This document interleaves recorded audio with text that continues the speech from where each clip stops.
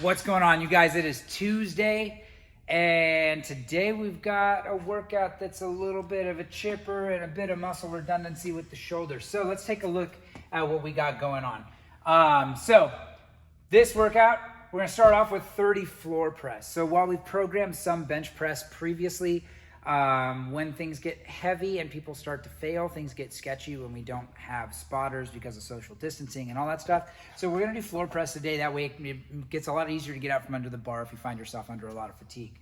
Also, some muscle redundancy with some overhead pressing movements as well. So we're gonna start off with 30 floor press. The prescribed weight is 95 pounds for guys, 65 pounds for gals. Straight into 30 bar facing burpees, and then up, cleaning that bar up and doing 30 strict press at 95, 65 as well. We're then cutting down by 10 reps on each, do 20 floor press, but we're upping the weight, 135, 95. 20 bar facing burpees, 20 push press, same weight on that bar. And then down to 10 reps of each, 10 floor press at 185, so up in the weight again, 10 bar facing burpees, and 10 push jerks at 185 for time. So super simple in one sense, but this one is going to be murder on the shoulders. Do not worry, there's a heavy deadlift day coming tomorrow. We don't need our shoulders as much tomorrow. So yeah, let's talk about it. Let's talk about the floor press. Let's talk about those bar facing burpees just to cover standards, and they are bar facing, not bar over. And then we'll talk about the strict press, push press, and push jerk. So when I'm looking at the floor press, I'm gonna face this way here. You can stay on that side. So I'm gonna roll that bar up, get into the crook of my hips. From here, I'm gonna do a bit of a hip thrust to send that bar up. So I'm gonna get my grip set first. And then with aggressive going into, I guess you can call it a glute bridge if you really want to, but I'm gonna throw this bar up and overhead and bring it up here. Now from this position, I'm going to keep my belly's nice and tight, my feet are flat on the ground, my hips stay on the floor, and I really wanna think about stacking or trying to stack my wrist as much as I can. Don't allow that bar to come all the way back here and put that strain on your wrist. So from here, I'm going to lower the bar, and I'm gonna keep my elbows at about 45 degrees. Once my elbows touch the floor, it's pressed straight back up. So I am not winging my elbows out or anything else like that. When things get sketchy with this floor press, what I wanna do is I wanna get out from under the bar. So the easiest way is to push up and send that bar over your head. When you do, hold on to the barbell. Don't just throw the bar over your head and then hope that it doesn't hit another athlete who's working out. So really big focus on that trajectory of our elbows. I'm not winging my elbows way out in order to touch my elbows to the floor. I'm engaging those lats and keeping that elbow close to my body. So 45-degree angle is ideal for that floor press. That's gonna be a healthy position for my shoulders. When I start to wing those elbows way out, you get this internal rotation of the shoulder, things get compromised. That's really where you start to see a lot of shoulder issues, both floor press or bench press, same thing. You can get people who are really strong in this position, but in the long term, their shoulder health is gonna take a big hit, or they run a higher risk of tears or other things happening in their labrum and other things like that. So really be mindful of how you're moving. And if I can get those lats involved in that bench press, that's a much bigger muscle than say just my pecs or just my shoulders or anything else. The more musculature I can involve in that movement, the easier that barbell is gonna move. Now, my bar facing burpees, since they are bar facing, I need to make sure that when I'm going down to the ground, chest and thighs touch the floor, it's a regular old burpee, but that my head is past this bar. So I'm not looking to see athletes doing their burpees here, because one, my chest comes up off the floor, and two, if I'm not paying attention, I'm gonna eat my barbell. And you know, emergency dental visits won't make your day better. So make sure that as you're coming down, that head is behind the bar. I'm gonna turn this bar sideways just so you guys have a better angle here. But far enough back that when I come down, head is beyond the bar. That way I can get all the way down to the ground. From here, I'm gonna come up and over the bar and into my next burpee. So on and so forth. You don't necessarily have to hit full extension on your burpee. And one thing to think about is what you're doing with your feet. A lot of times bar facing burpees can look a little something like this. And tell me if you think this is inefficient.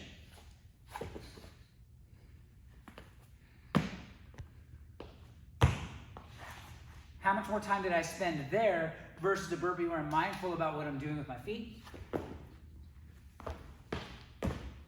Tell me which one you think you'd cycle faster. Yes, the second version will spike your heart rate more, but if I'm worried about speed and efficiency, then I'm gonna push myself a little bit more. Obviously, it's gonna help me with the intensity level of my workout. I'm gonna get a better workout, but sometimes when you're looking at a set of 30, it's what's sustainable. So even if I need to step back and step up, if that's what's sustainable for me, awesome. But again, I haven't talked about it yet, the jump, 2 foot takeoff, 2 foot landing. So none of this stuff,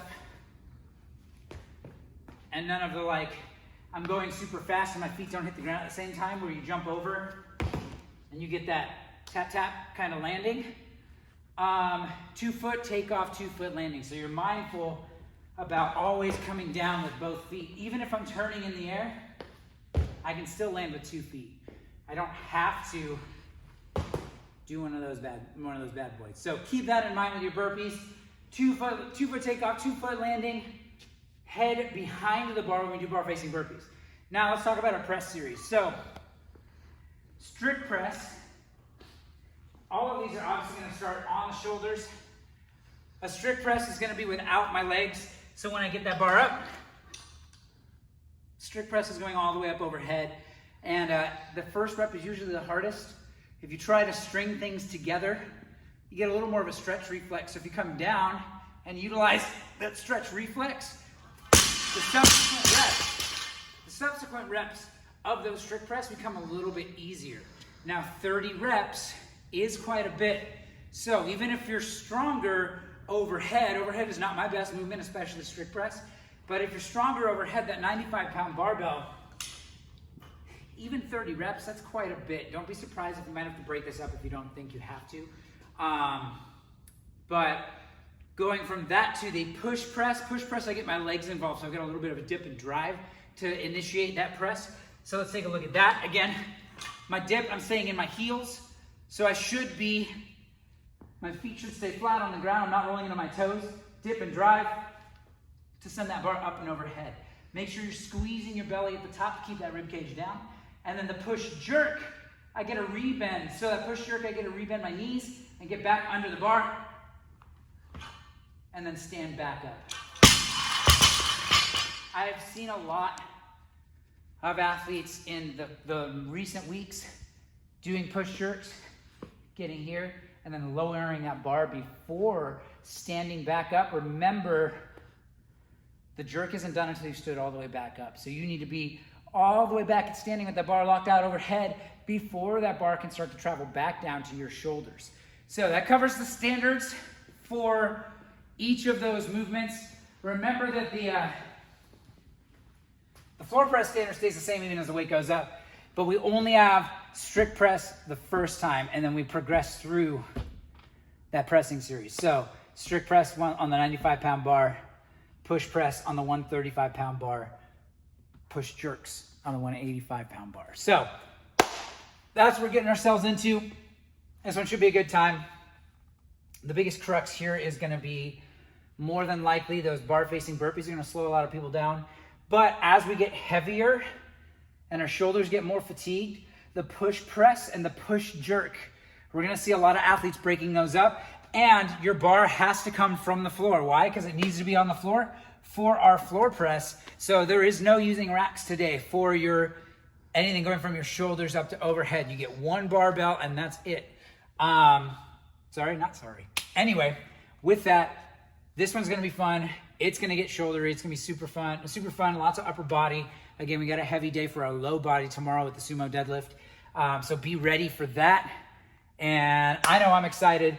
And yeah, we're just another day back to the grind. It's gonna be a good time, guys. So with that in mind, a little bit of muscle redundancy, moderately heavy barbell. It's gonna be a good time. Let's get after it.